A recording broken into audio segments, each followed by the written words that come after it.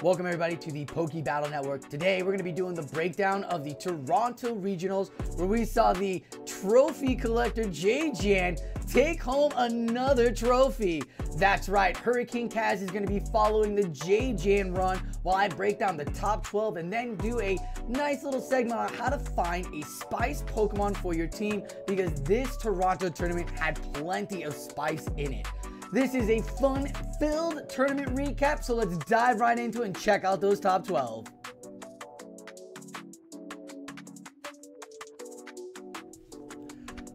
Looking at day one, we see that it is very similar to Lily, right? You take out the Registeel, you put in the Carbink, and mix up a couple.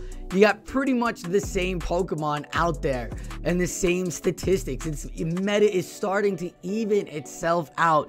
-1 or 2 Pokemon now. Metachamp still sitting at the 84-83%. Lantern taking a top notch here at the 58% now. It's definitely shown its bulk of late, showing that it is one of the top tier prior Pokemon to have. Superior, very highly recommended on people's Pokemon teams here. A lot of lines had Superior than they did in Lily. Lickitung took a hit. Seems like Lickitung might have been a hindrance for some. But as you can see, Carbink came out to play, baby. Carbink jumps up to the 21%. I saw a post earlier that says blame 2-0 Butters and Caleb Pang for the Carbink boost. I really don't. I don't blame anybody but the Pokemon itself, because it's such a good Pokemon. We started seeing the trends with Mandibuzz and Carbink here. One trainer brings it, and then 2 trainers do well with it right in the top 8, and now a lot of trainers are bringing it out to play. Like, this is the repetition. So when you start seeing these tournaments, if you see a Pokemon that's doing really well, Clefable, that ends up doing really well on somebody's team, Clefable, keep an eye out, because maybe the next time it might be on every team or 2 teams, because that is a pattern we are starting to notice. And if you don't believe me, let's all take a look at Out of Pocket, who brought Superior into Pittsburgh, and people were like, Superior? That's what is that Pokemon? It has now solidified itself 2 months later as the top 3 Pokemon or top 4 Pokemon, like, here for your team. So absolutely watch the pattern, see how people play out, and a really great line of 12 Pokemon that you can build a team of 6 for. That top 6, you can start there if you're still looking to build and be able to have some fun. We saw a lot of great play by battlers all over. Frostlass was coming out. We saw Carbinks doing their things. The Mandibuzz boost up. There was some spice. We're going to go and take a look at that right now as we get a gander at day two. What are these Pokemon up here in the top 12? This is what it's all about, folks. I'm so happy. This, as a spice player, as a person who hates stale, same thing over and over again, when you go from that meta day 1 to the top 8 bringing incredible Pokemon, like, this is so awesome, so amazing. The talent here absolutely shown, as we saw Metachamp as number 1. You saw the Shadow Alolan Sandslash is number 2. Mandibuzz is what is happening. Okay, wait a minute. Where is Lickitung? Lickitung isn't even on the board here. 50% of the battlers brought it to this tournament, and nobody used it in day 2. We've seen Lickitung for so many seasons now, and it's not even making a day 2. That is incredible. That is something to take note of. Maybe you don't need that Lickitung. This might be the shift, because look at the bottom. You got these 2 back Pokemon, Clefable and Emolga, and these are 2 wonderful, excellent Pokemon to shine, especially right now with the rise of the dark Pokemon in Mandibuzz and in Umbreon, and in the rock typing in the Carbink, and the ice typing in the Frostlass. what better Pokemon to have than a fairy Pokemon that knows a steel move, and that's what you're getting with Clefable. As we saw SS show up for his first tournament ever and get second place in grand finals with it. It was incredibly played. We were talking earlier in the season about it. There were murmurs about it. No one really brought it to a regional, and I don't think anybody who did really well with it. I don't think the meta had shifted the way it had yet. A lot more darks here, not a lot of steals, right? Where's Registeel? Where's G-Fist? They're gone now. So these fairies now come into play, and especially with Frostlass sitting there like, hey, I'm breaking this core of Medicham and Superior and Lickitung. Well, not really Lickitung, but you know, like doing damage. Hello? There's a Steel Meteor Mash with Fairy Wind hitting off as well as Mudshot. Clefable is so good right now. Absolutely should be something that every battler should be putting on their team or realizing this is a core breaker. I am not kidding you. This is not Spice. This is a core breaker. I expect this thing to be up a lot more, and it's going to shift the meta. The meta is going to rotate again. Expect it. Expect more Poison to come out, or maybe Fire to come out now. There's going to be so much happening. Big shout out here to Moga. This little flyer did so well getting Magmar Man into day 2 with into third place, hitting those acrobatics, hitting those discharges. Oh my goodness, this little flyer showed everybody it was here. It's like, so congratulations to all the top 8 battlers. This top 12 is really something special, and it could be the beginning of many special tournaments. You never know what people are going to bring. There's been a hum, like a fear, oh, I'm gonna run into all these battlers that keep coming over and over and over again. There are some top tier names out there today that couldn't last, that couldn't handle it, because battlers showed up with other Pokemon. They're like, I'm gonna break this meta, I'm coming in hot. This was an absolute incredible tournament to watch and to feel good about coming into any tournament now with a strong line. Doesn't have to be the top 12, but a strong line. If you know what your line can do and you know you can handle the top 12, you can go the distance.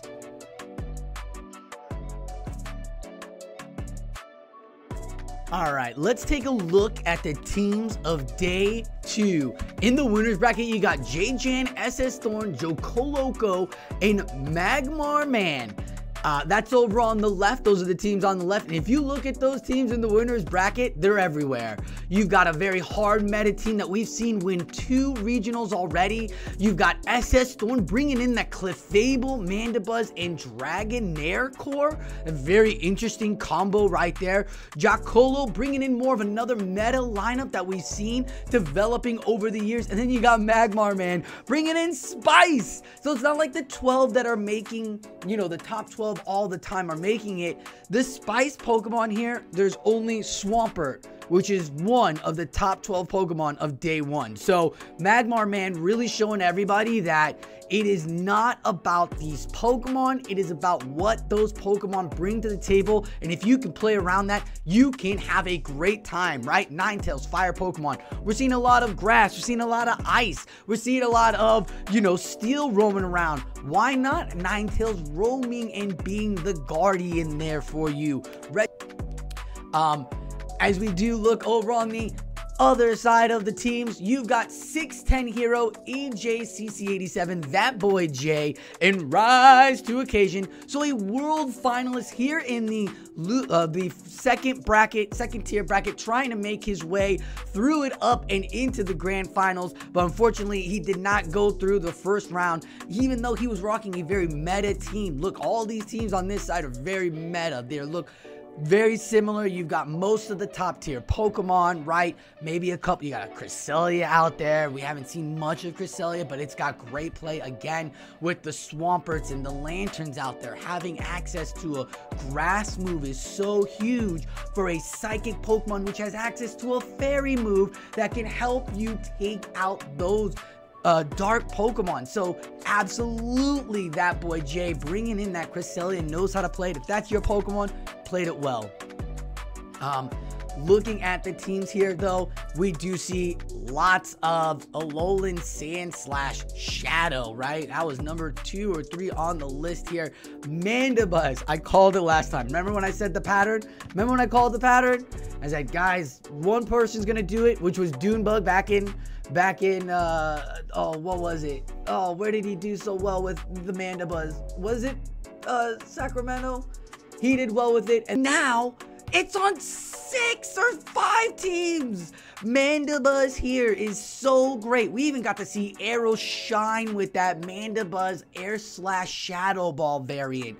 Yeah, that's right, Shadow Ball variant. Taking out opponents with the Shadow Ball. Therefore, that Medicham, right? Flash and Aerial Ace, great against those Umbreons, against mirror matchups, right? Against your other Mandibuzzes.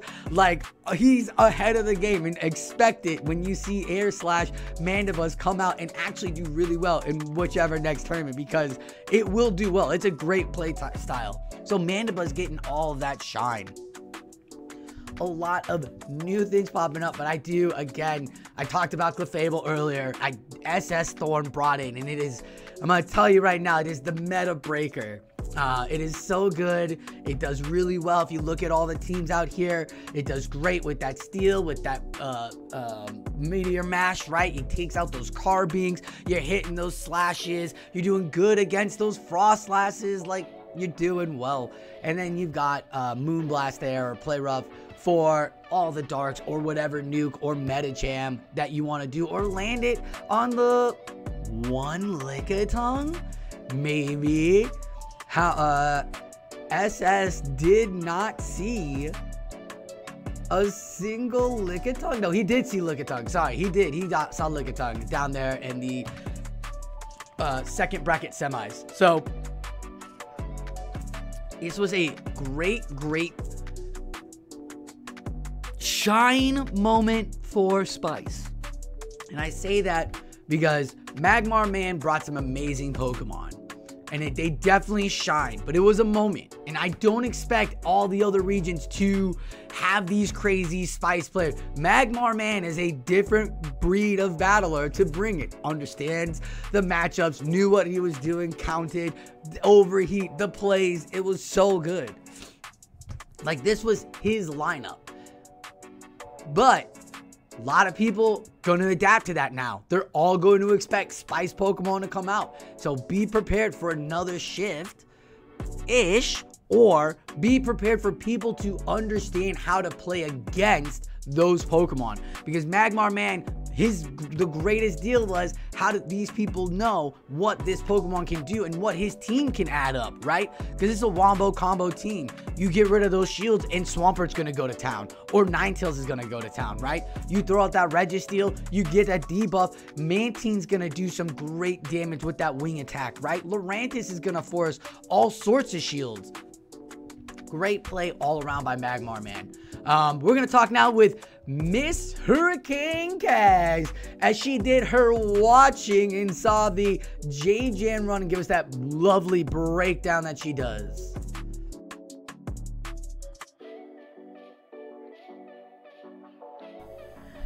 In the first match of the winner's bracket, JJan's Medicham is up against SS Thorn's Clefable, forcing a quick pivot into Gligar for JJan. After a bulky mid-game, JJan makes a great catch of an Aerial Ace onto his Frostlass.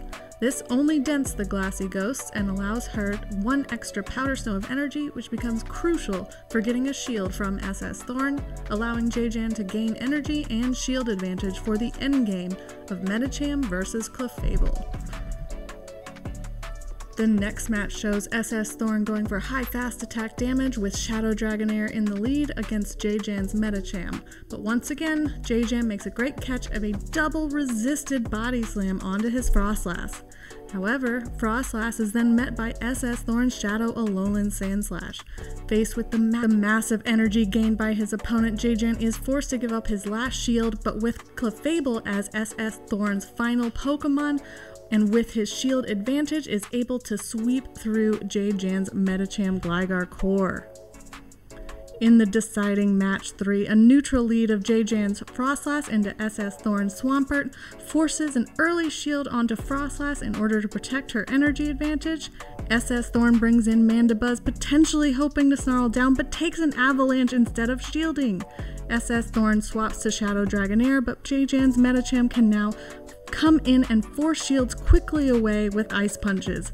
Now SS Thorn's Mandibuzz is just too low on health to take on JJan's very healthy Gligar. The winners finals is Meta versus Spice. JJan's Medicham meets another terrible lead against Magmarman's Emolga. JJan stays in long enough to get some chip damage with Ice Punch, but then swaps to Frostlass. She takes the discharge from Emolga before prying a shield away from Magmarman's Shadow Swampert swap. This Swampert loads up on energy in order to not just get Frost out of the way, but then land an Earthquake on Medicham. Magmarman keeps the alignment he needs in order to use his Emolga Lurantis core to secure the first win. In Game 2, JJan's Frostlass is a great lead against Magmarman's Lurantis, forcing a quick swap to his Shadow Swampert. JJan maintains control with a quick swap to his own Medicham, whose fast attack pressure is enough to edge out the Swampert while maintaining even shields. This allows JJan to maintain his alignment this time, keeping Frostlass on Lurantis and his Lantern onto the Kanto Ninetales that Magmarman brought in the back. Match 3 starts strong for Magmarman when his Shadow Swampert meets JJan's Spark Lantern, both trainers staying in for a bit before JJan swaps to Medicham and is quickly met by Magmarman's Emolga once again. Magmarman is able to maintain alignment this time for another win. In Match 4, JJan returns to his Medicham lead and lays down the fast attack pressure on Magmarman's Shadow Kanto Ninetales. Though Magmarman swaps into Shadow Swampert at the last moment to preserve the energy on Ninetales, this hands alignment over to JJan, who whittles down the Swampert before letting Medicham go and get extra energy onto his Frostlass, one of the most dangerous setups in the game. Magmarman's Shadow Kanto Ninetales doesn't have enough health, and Lurantis is backed into a corner by JJan's Frostlass and Gligar. The decisive Game 5 starts with a neutral matchup between JJan's Umbreon and Magmarman's Shadow Swampert. Though he has to give up a shield, Magmarman seems to get alignment in his favor when JJan's Medicham comes in to try and get energy and is answered by Emolga. JJan is forced to swap in Frostlass, but is quickly met by Shadow Kanto Ninetales that Magmarman had been keeping in the back. Ninetales loads up on energy to throw at both Frostlass and Medicham. Emolga comes back in from Magmarman, and JJan makes the call of the game when he no-shields a discharge and is able to get to 2 Ice Punches for the Emolga, securing his win in Game 5. Meanwhile, SS Thorn wins the lower bracket to face JJan again for the grand final. In the first match, JJan's Frostlass meets up SS Thorn's Clefable and actually gives up both shields to protect Switch and the energy on his Frostlass. This allows him to throw a Shadow Ball onto SS Thorn's Shadow Alolan Sandslash before swapping quickly to Medicham, forcing SS Thorn to now give up his shields in order to protect his Shadow Dragonair. This Dragonair is loaded on energy, getting the Frostlass low enough that when Sandslash comes in with the energy to quickly knock out JJan's Gligar swap, the Dragonair can fast attack down the remaining Ghost. The first point goes to SS Thorn. Match 2 is another rather neutral lead of JJan's Medicham against SS Thorn's Mandibuzz. Believing Medicham will have value for later, JJan catches a move on Gligar only to be met by Swampert from SS Thorn. Keeping this alignment and his shields proves valuable for SS Thorn as he's able to use Mandibuzz to chip away at Medicham and save shields for his Shadow Dragonair that manages to overpower both Frostlass and Medicham, securing another win for SS Thorn. In the next match, JJan meets a disappointing lead with his Lantern against SS Thorn's Shadow Alolan Sandslash, Giving up this lead scenario allows JJan to give one extra counter in energy before Mandibuzz comes in to start chipping away. However, while SS Thorn was saving shields for Shadow Dragonair, JJan was saving energy on his Medicham in order to pry shields from SS Thorn before bringing in Frostlass to secure his first win with an Avalanche. Match 4 starts with the wild leads of JJan's Frostlass against SS Thorn's Shadow Dragonair, a surprisingly even matchup. JJan then makes another amazing catch onto his Lantern swap. SS Thorn has no great answer for this and brings in Clefable to try and whittle down, but now JJan's Frostlass has tons of energy to not only get Clefable out of the way, but put some significant damage onto Mandibuzz before Medicham comes in with a shield advantage to clean up. In the decisive Game 5, another neutral lead of JJan's Frostlass against SS Thorn Swampert gives JJan the opportunity to get extra energy on Frostlass after giving up a shield. This quickly forces a shield in return from SS Thorn when he brings in his Shadow Dragonair to farm down. Medicham meets the dragon, leading to a clean alignment for JJan in the endgame as Lantern can come in to meet the Mandibuzz from SS Thorn. All shields are down and JJan takes the final victory needed to claim the title of Toronto Regional Champion.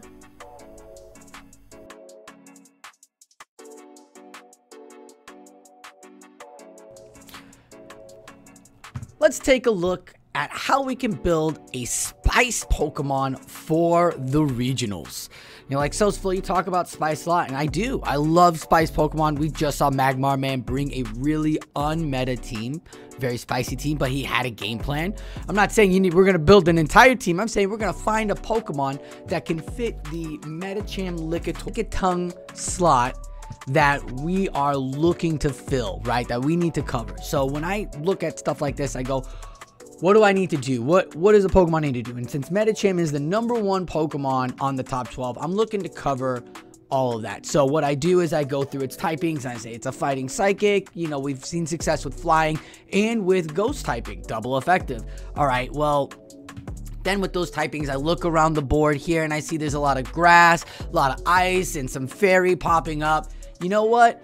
Let's go with some fire. Let's get a ghost fire going on, right? So let's look at Skeledirge, the new starter, my favorite, right? With Incinerate. We're going to see what Skeledirge can handle here as I'm, you know, the next step. Once I find this Pokemon, I got to find out what it can be and how it can cover things. So let's take a look. Not bad at all. So I get the Medicham, which is what I wanted. It takes out the Medicham with that ghost. I get the grass and the ice Pokemon and the fairy Pokemon. So I'm covering the things I wanted to cover. I don't really get anything else. I do like Skeledirge. I think that fire is going to be really great. But, you know, with Swamperts and Lanterns out there, Carbink throwing rock throws, if I can't get that Lickitung as well, then going into this core might not be the way I want to build a team, might not be the spice Pokemon I want to build for, because I want to take out this Medicham and Lickitung core. That's my game plan. So I need to find a Pokemon that can handle all of that. So what I do is I type in Medicham and Lickitung, and I find out what Pokemon can handle Medicham and Lickitung at the same time. And I'll come out with Toxapex, this tanky poison water Pokemon. Now let's plug in Toxapex and find Toxapex. Not bad at all. As you take out Medicham and Lickitung, you also get the same things as Skeledirge, except for Frostlass, but then you've added on 3 others on coverage. The Mandibuzz, the Carbink, and the Umbreon. This tanky Pokemon might actually be a great 6-slot Pokemon, that first spice Pokemon that you can play with and start feeling good about. You're like, yeah, this is going great. What else can we do? Like, nothing's hitting Swampert, nothing's hitting Lantern at all, and nothing's hitting Gligar. So what can I find that can handle Medicham, Lickitung, Gligar maybe, or Swampert, or Lantern? And we're going to take a look at the Clodsire now. And Clodsire with Megahorn is really interesting. Okay, so this is Clodsire with Megahorn, okay? Now, Clodsire gets the Lantern. We finally get the Lantern. We're getting the Superior. We're getting the Umbreon. We're getting the Carbink. Again, with Mega Horn. We're getting the Mandibuzz. We are missing on the Venusaur in any of the different matchups because Venusaur just Frenzy Plant too strong. But we're getting the Clefable as well. Still not getting that Carbink, or still not getting that Gligar or Swampert here. But Clodsire has an incredible moveset where it has Earthquake or Stone Edge or Mega Horn, which is the Community Day move, which is what this is based off of. Mega Horn and Sludge Bomb. So Sludge Bomb gets you those grass. If you do get matched up with Venusaur, they are going to have to shield. You are putting pressure down. So it's not like an easy win for it, right? There is pressure. But you are missing on a the action there, and you can play now with Clodsire with Earthquake, can also get you Lantern, but won't get you Mandibuzz. Where Clodsire with Stone Edge will get you the Mandibuzz, but won't get you the Gligar. This is a Pokemon that, when you start showing the movesets off, is going to expose teams, but is a great Spice Tank Pokemon that could come in and break some meta cores, especially. So with the new Community Day coming out this weekend, be sure to get your Clodsire, maybe build it the way you want to build it. It looks like Toxapex is having a good time. Now, I want to talk about Flying type because there's a Pokemon coming up soon that is so good. And I said Medicham here. Clodsire really didn't handle. Medicham isn't really handling Lickitung, right? We need to find something that's going to handle that. And I want to take a look at Bombardier because Bombardier handles almost everything. What I mean by Bombardier handling almost everything, I mean, look at what Bombardier handles. It handles the Medicham, it handles the Lickitung, got my core, check. It handles Lowland Sandslash, which is what I was trying to get, with other things, check. With the Payback and Fly, you get the Frostlass, check. You get Gligar, check. Finally, something that gets Swampert, Venusaur, and Mandibuzz, check. Like, yes. This is not a Pokemon that wants to see anything that counters flying. So Carbink and Lantern are off the table. And it's a dark typing, so that Fairy is going to hurt it. But Bombardier coming in strong with this top 12 could be a Pokemon that would surprise your opponent or your regionals. Like, this thing can come and play. There will be a shift for sure. If steals start popping up again, you're in trouble. But there are no steals right now, so you can have some fun there and handling a ton of stuff in coverage with Bombardier. It is a great Pokemon to add, just like Toxapex. Good luck out there, as hopefully this spice has helped you build some incredible Pokemon, or giving you a good idea of how to plug in Pokemon that you want to play with. So if you like playing with Shadow Ninetales or Lurantis, what can it get? Well, Lurantis, we know, gets the Lickitung, gets the Umbreon. There are things that covers, Shadow Ninetales, Frostlass, Venusaur, Registeel, Clefable, right? Fires could be popping up. So hopefully this gives you an idea of how to break apart and build for a Spice Pokemon to enter into your team.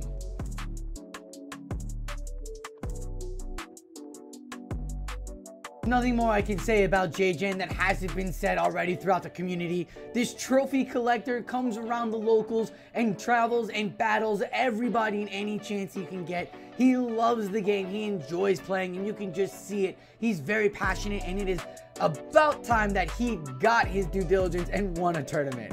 He's definitely been a top 8 competitor, and he's the first of the Arizona battlers to make it as a regional winner. So congratulations, JJan. Thank you, Hurricane Kaz, on that lovely breakdown. Thank you to the production team on a wonderful show. Again, the shows keep getting better and better with more graphics, little small updates here and there.